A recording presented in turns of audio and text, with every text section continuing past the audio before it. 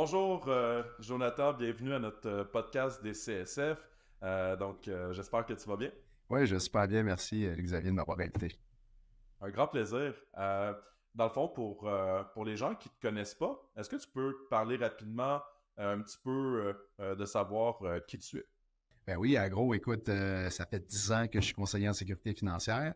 Je suis en partenariat avec Philippe Boulay, mon partner. Donc, notre cabinet s'appelle Marcel et Boulay. On travaille en équipe. Moi, je suis spécialisé plus en assurance, assurance collective.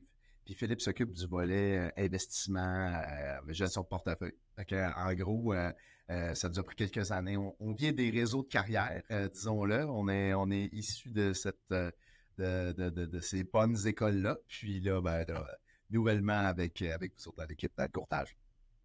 Excellent, mais je pense que les réseaux de carrière, on peut leur dire merci. J'ai commencé là aussi, puis la plupart des gens que je côtoie ont également commencé dans un réseau de carrière. Je dois en parler peut-être avec 1000 conseillers depuis les derniers mois, puis il ne doit même pas avoir un 5 à 8% des gens qui ont commencé dans le courtage directement. Je peux dire un merci au réseau de carrière d'avoir aidé à justement faire qu'il y ait plus de gens qui commencent dans le domaine dans notre organisation. Un autre point que je suis fier, c'est qu'on est rendu avec une espèce d'école de formation qui entraîne des gens pour venir dans le domaine. On va essayer de changer ces statistiques-là, que ce ne soit pas juste les réseaux de carrière qui font en sorte qu'on a des conseillers dans l'industrie. Exact. Mais c'est toute notre façon de savoir aussi si on est à la bonne place, si on aime ça, puis parce que si on l'aime pas de cette façon-là, si on n'aime pas la façon de l'apprendre dans les réseaux de carrière, souvent qui sont très, très, très structurés, un peu plus que dans le courtage. C'est sûr que là, ton école va probablement structurer beaucoup les gens, mais c'est un peu ça qui manque au départ, c'est la fameuse structure pour se rendre à un succès, parce que j'en ai vu beaucoup de gens avec du talent à revendre, beaucoup plus que moi, mais selon moi en tout cas, mais puis qui ont jamais, ça a jamais débloqué ou avancé leur carrière. Puis à un moment donné, il y a un élément déclencheur ailleurs puis qui explose parce que c'est ça leur prenait cette bougie d'allumage là. Oui, effectivement. Puis, de ton côté, est-ce que tu peux nous expliquer un petit peu comment tu as débuté dans l'industrie de la finance?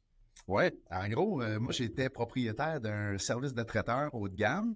Et puis, quand j'ai décidé de changer de vocation, pour des raisons, à un moment donné, la restauration, tu sais, on l'explique rapidement, puis on entend souvent parler, mais tu sais, on travaille, les marges de profit sont infimes. Puis des fois, même si on est un bon gestionnaire, tu sais, il reste que on ne s'enrichit pas à la hauteur et à la vitesse qu'on aimerait. Fait que là, à un moment donné, quelqu'un m'a dit, tu trouves pas que tu gâches un peu un beau talent de travailler, de croire en ta business, puis de travailler aussi fort, mais que en bout de ligne, tu n'as pas l'impression que tu reçois le fruit de tes efforts. Fait que là, on m'a enligné vers la finance. J'ai commencé en assurance collective. Moi, vraiment bizarrement, parce que les gens commencent pas habituellement par l'assurance collective. C'était ça qui me passionnait parce que je voulais aller voir des entrepreneurs. J'ai fait mon cours en assurance collective. J'avais passé mon permis. Puis là, commencer en assurance collective, c'est quelque chose. Moi, je pensais d'appeler mes entrepreneurs, puis de closer des deals. Puis je me suis rendu compte que je connaissais le service à la clientèle pour avoir été en affaires déjà depuis 10 ans, mais je connaissais pas l'assurance. Puis je connaissais pas la façon de la vendre, tu sais. Fait que, en gros, ça n'a pas débloqué en assurance collective, faire juste de l'assurance collective. Puis là, en regardant mon budget puis mes affaires, mes dossiers d'assurance que j'avais, maladie grave en propriété partagée que j'avais de mon autre business, le conseiller qui m'a rencontré, c'était un conseiller de Sun Life. Puis elle me dit, qu'est-ce que tu fais là présentement? Je sais pas, je suis en réorientation de carrière. Elle dit, je te verrais vraiment conseiller. J'ai fait un cours en assurance collective, mais ça n'a pas trop pogné. Puis elle me dit, tu devrais venir voir mon directeur. Puis là, lui m'a allumé sur les concepts corporatifs, l'assurance. C'était quoi l'assurance pour vrai? La fiscalité de l'assurance vie, puis de l'assurance maladie grave. Puis là, j'ai complètement tombé en amour avec le... Puis là, je suis allé passer mon permis pour devenir CSF. OK. Mais c'est encore une fois, c'est assez rare une personne commence en assurance collective. Ouais. J'ai pas entendu ça souvent comme histoire. Je te connais depuis un bout, puis je savais même pas, sérieusement, je pensais que tu avais commencé chez Sun Life.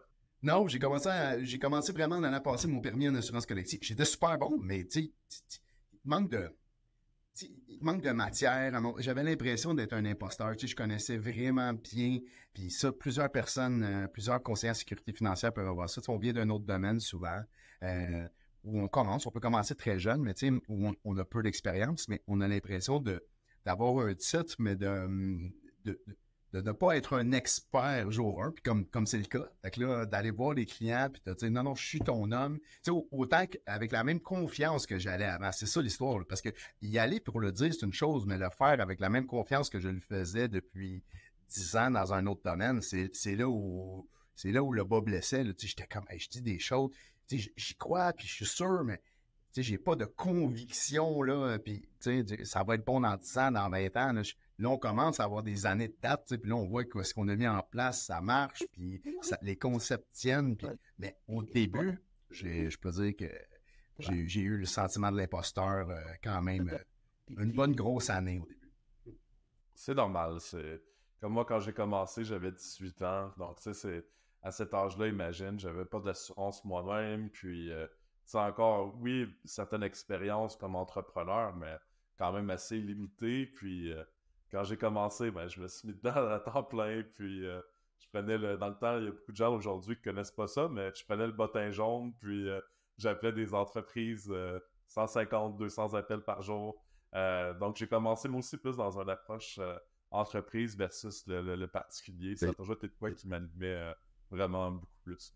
Ben, j'aime ça parce que si t'es capable de faire ça, si t'es capable de prendre le bottin, puis d'appeler des gens, faire des cold calls, puis réussir, il y a rien qui va te mettre des bâtons dans les roues avec le temps, là, puis je pense aussi, pour pas les nommer, mais les gens qui commencent chez Combine, des fois, les vraiment old-fashioned, aller dans la rue, cogner à des portes. Moi, je dis à des gens, t'as passé par... C'est l'équivalent, moi, de quelqu'un qui me dit, j'ai passé par Combine, c'est l'équivalent de dire, j'ai comme ma première job, c'est au McDo.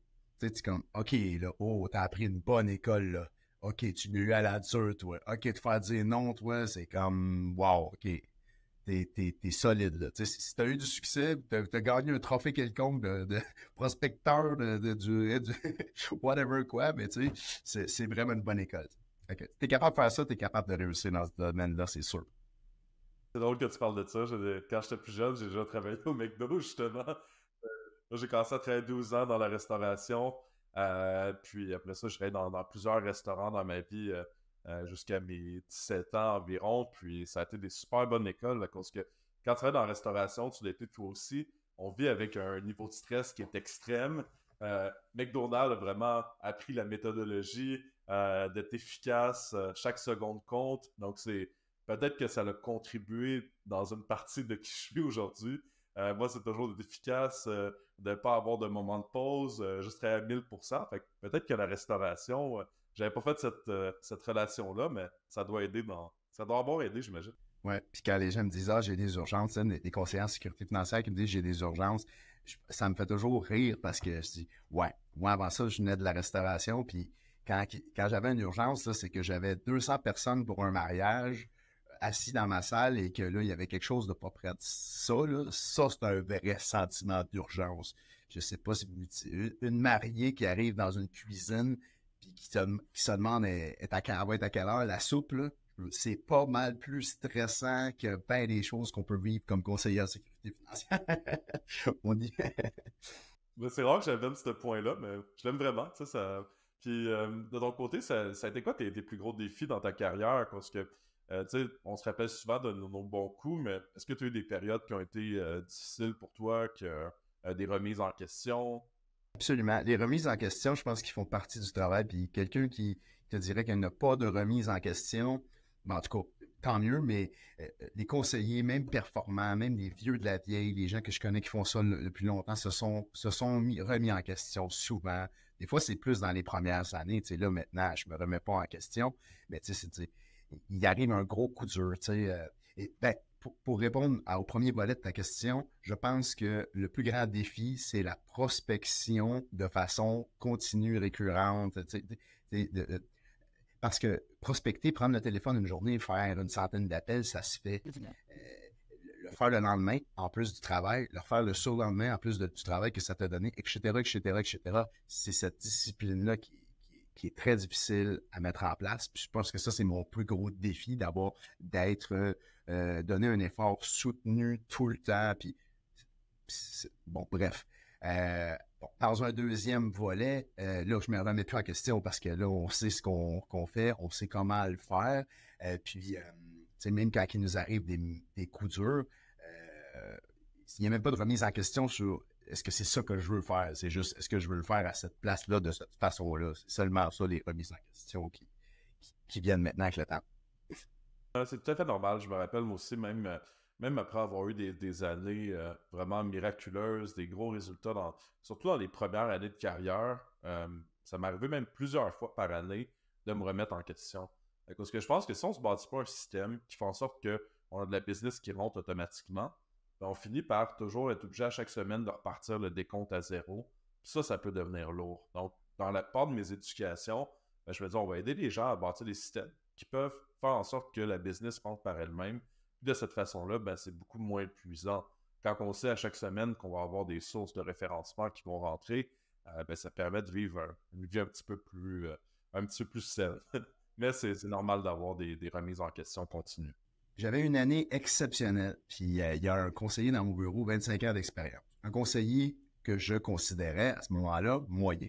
Un conseiller qui n'est pas dans le bas de la liste des résultats, puis qui n'est pas dans le haut, puis jamais dans le top 5. Bon, toujours au milieu. Et là, après cette année exceptionnelle-là, les trophées, les prix, bon, etc., les mains pleines, je suis super souriant. Il me dit, bravo Joe. Il dit, là, refais ça 20-58. J'ai fait comme, oh. Tu sais, au début, j'ai dit, astique de jaloux, etc., tout ce qu'on peut s'imaginer, tu sais, aigri, bon, etc. Puis là, après ça, j'ai dit, hey, il a raison. C'était pas nécessairement contre moi. Puis je pense qu'il m'appréciait. C'est pour ça qu'il me dit ça, de ne pas tomber dans le piège. Là, tu as eu du succès, mon chum. Le succès ne reviendra pas si tu n'es pas au rendez-vous. Puis ça a été un bon reality check. Puis l'année d'après, mon année était super moyenne.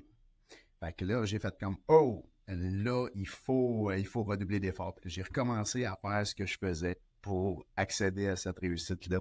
Puis depuis ce temps-là, il faut pas abandonner ça. C'est clair.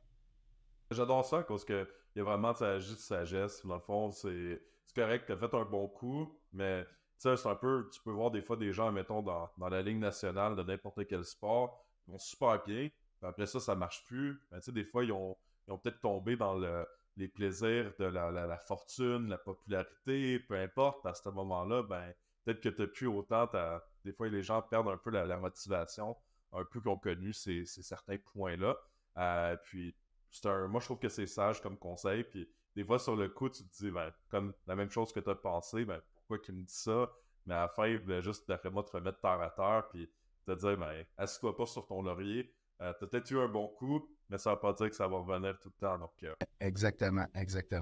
Donc, pour faire le parallèle avec le hockey, si tu regardes les plus grands, ils ont toujours les mêmes choses ensemble. C'est la rigueur, l'éthique de travail. Ils se lèvent tous les matins, ils font toujours les mêmes choses, sans tomber dans une routine excessivement carrée, mais il y a des choses qu'on n'a pas le choix de faire pour réussir. À 100%, c'est un mix de plein de choses qui font en sorte qu'on arrive à avoir un bon succès. De ton côté, c'est quoi tes stratégies pour rester on the top? Ben là, comme d'autres choses, on doit se réinventer. N'est pas se réinventer, mais j'aime pas le terme parce que c'est un peu faux, mais on doit redoubler d'efforts. Se présenter, comme là présentement, on tourne des capsules, tournage, on essaie d'être de plus en plus présent sur les réseaux sociaux, pas donner seulement du contenu de finance parce que on le sait tous, c'est lourd, c'est pas sexy comme contenu tout le temps, comme plein d'autres choses. Fait que c'est sûr qu'on fait un peu de lifestyle, mais ça reste qu'on doit avoir une présence numérique, puis on doit être présent aussi. Je me présente dans plein de soupers, plein de galas, j'investis une fortune par année pour me mettre le nez là-dedans. Souvent, ça résulte pas un contrat ou un dossier, mais c'est directement lié à une présence, sauf que quand tu te présentes dans un événement où il y a plein de gens à succès, ils te revoient, puis ils te voient, puis ils te voient. Puis là, ils se disent, Colin, ce gars-là, il est tout le temps partout. Et, tu sais, c'est pas la première fois que tu t'achètes un billet à 300$ pour aller dans un tournoi de golf, que tu ressors de là avec 2 participatives puis une maladie grave. Je le souhaite à tout le monde.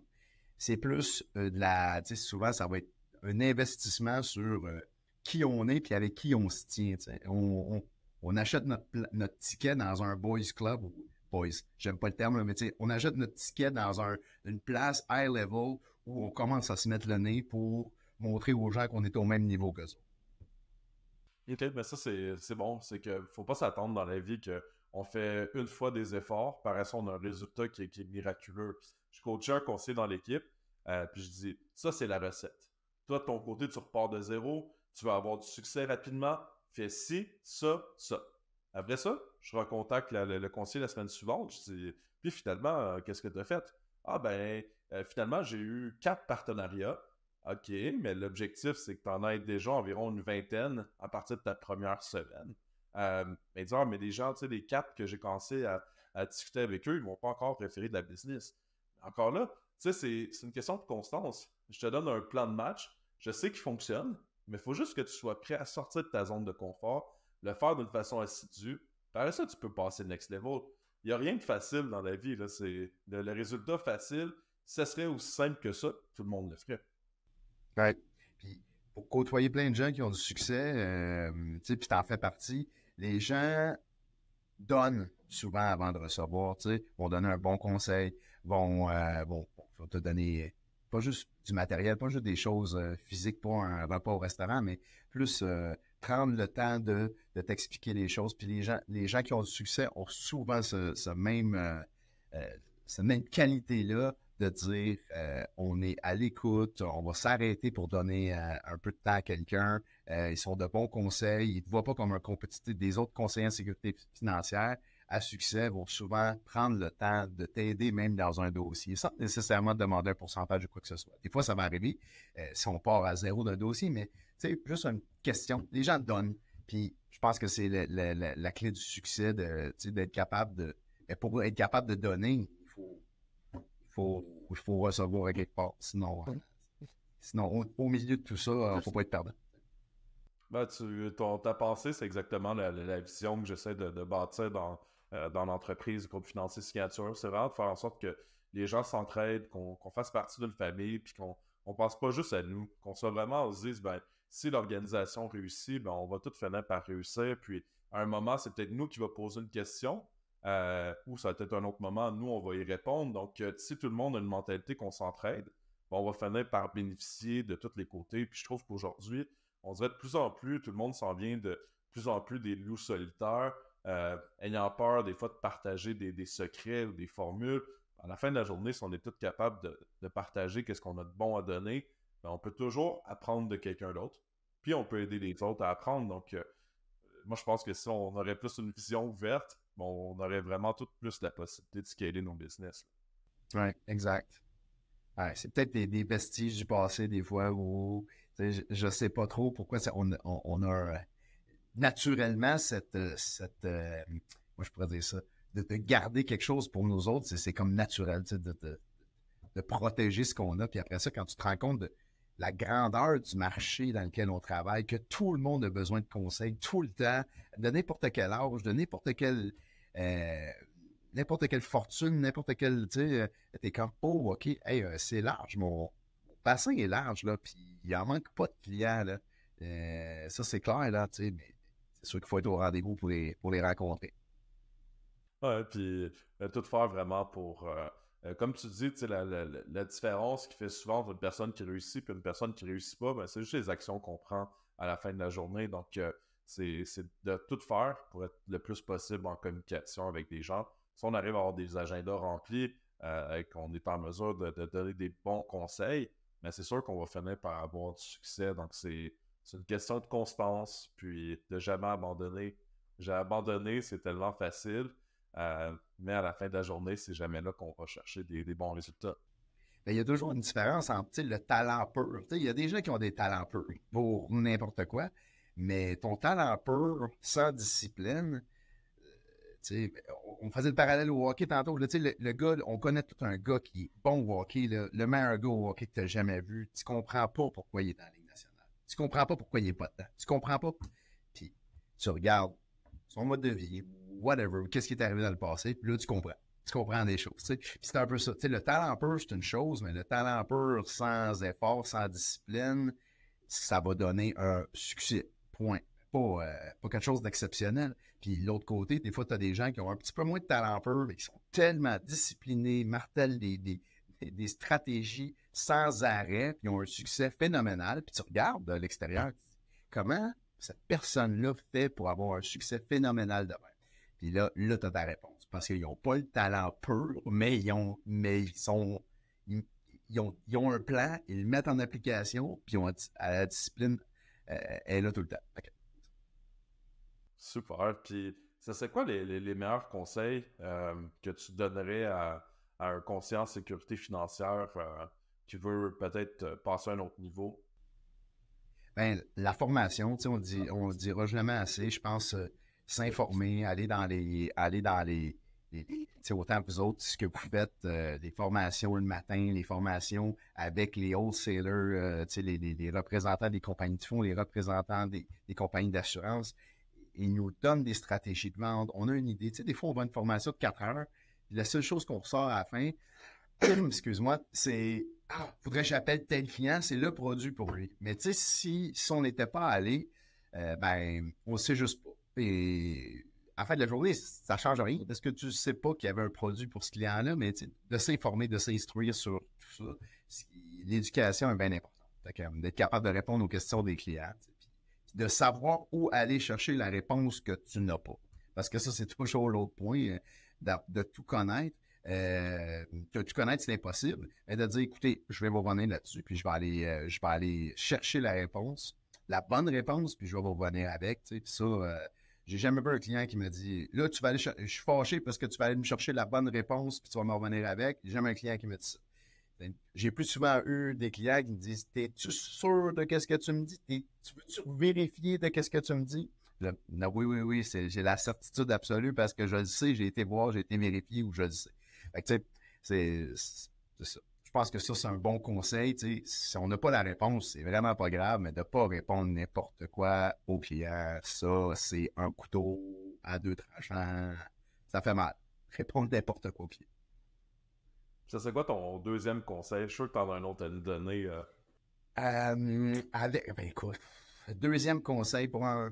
Ben, tu sais, tantôt, on l'a effleuré, mais tu sais, de vraiment avoir un plan, tu sais, on pousse les clients à avoir des plans, un plan de, tu sais, que ce soit un budget, un plan d'assurance, un plan d'investissement, le suivre. Mais nous autres, tu sais, comme entrepreneurs, comme travailleurs autonomes, comme propriétaires de cabinet, on a-tu un plan qui soit marketing, qui soit de service à la clientèle, qui soit d'acquisition d'une clientèle, mais as-tu quelque chose, as-tu un objectif? D'avoir un plan, puis de le revoir de temps à autre, au moins une fois par année, s'arrêter sur notre plan d'affaires. Au début, là, je trouvais ça bien cheesy là, de regarder mon plan d'affaires. T'es comme, ça fait 15 ans que je suis en affaires, je sais pas qu'est-ce que je vais faire cette année, regarder mon plan d'affaires. Puis là, je m'arrêtais, puis j'étais comme, oh, je lisais le plan de l'année passée, je n'avais pas mis la moitié des choses en application de ce que je m'étais mis dans mon plan. J'étais comme, oh, ça a été une bonne année. Et là, je me suis laissé embarquer dans un tourbillon, puis j'ai jamais vérifié mon plan. Puis là, c'est à ça que ça sert. De dire, oh, là, je suis parti sur. Mon tuteur était croche un peu. Là, il faut que je ramène le tir. Fait que, conseil, avoir un plan, l'aller le vérifier au moins une fois par année. S'il n'était pas assez ambitieux, remonter les objectifs. S'il était trop ambitieux, travailler plus fort pour atteindre ces objectifs-là. Voilà. Ok, ben ça, c'est super comme conseil. Puis pas juste de faire le plan puis le laisser sur notre bureau, de le resuivre, puis après ça, même l'optimiser, puis faire... Tu allais déjà voir un entraîneur, il nous a fait un plan. Ouais.